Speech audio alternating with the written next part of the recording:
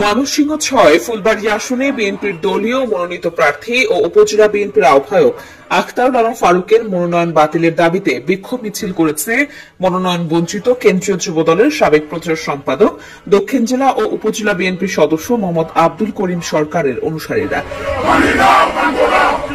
মঙ্গলবার সন্ধ্যার পরে ফুলবাড়িয়া মেইন রোড শিল্প এলাকার বিএনপির একটি কার্যালয় থেকে বিক্ষোভ মিছিলটি বের হয়ে বাজারের প্রধান সড়ক প্রদক্ষিণ করে ভালুকজান বাজারে এসে শেষ হয়। মিছিল শেষে নেতারা বলেন, মোহাম্মদ আব্দুল করিম সরকার বিএনপির দুঃসময়ে নেতাকর্মীদের ঐক্যবদ্ধ রেখে রাজপথে আন্দোলন করেছেন। প্রায় অর্ধশতাধিক মামলার আসামি হয়ে একাধিকবার গ্রেপ্তার হয়েছেন তিনি। এ সময় তারা বলেন, ফুলবাড়ী আসনে ধানের শীষের প্রার্থীকে বিজয়ী করতে হলে করিম সরকারকে বিএনপির মনোনীত প্রার্থী করতে হবে। মাঠে ময়দানে যারা থাকে তাদেরকে মনোনয়ন না দিয়ে এরকম যদি মনোনয়ন চাপিয়ে দেয় তাহলে রাজনীতি করে রাজপথে থেকে লাশকে আমরা উত্তর দিতে পারি না। ওই ময়মনসিংহ ৬ ফুলবাড়ী আসনেও বিএনপির মনোনীত যে প্রার্থীকে দেওয়া হয়েছে, আমরা দিয়ে করিম সরকারকে অবশ্যই দিতে হবে।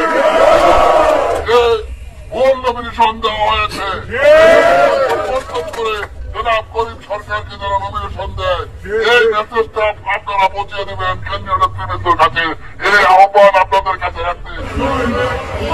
বিক্ষোভ মিছিলে উপস্থিত ছিলেন উপজেলা বিএনপির সাবেক সাধারণ সম্পাদক এবি সিদ্দিক, যুগ্ম আহ্বায়ক আশিকুল হক আশিক, মাসুদ আহমেদ মাসুদ, স্বেচ্ছাসেবক দলের সাবেক সভাপতি রফিকুল ইসলাম মাখন, উপজেলা বিএনপির সদস্য অ্যাডভোকেট হুমায়ুন কবির, সাইদুর রহমান মাস্টার, সাবেক সদস্য আব্দুর রশিদ চেয়ারম্যান, দক্ষিণ জেলা যুবদলের সহ সভাপতি আনোয়ার সাদাত আনার, সহ সাধারণ সম্পাদক ইমরুল কায়েস এলিস, উপজেলা কৃষক দলের সিনিয়র যুগ্ম আহ্বায়ক প্রভাষক রেজল করিম খান রাসেল, স্বেচ্ছাসেবক দলের সিনিয়র সদস্য সচিব কুদরতি কামাল উজ্জ্বল, পৌর যুবদলের সাধারণ সম্পাদক লুৎফর কবির সালেক, উপজেলা ছাত্রদলের আহ্বায়ক দেলোয়ার হোসেন ও সদস্য সচিব আলামিন সাদাত সহ বিএনপি ও সহযোগী সংগঠনের নেতাকর্মীরা।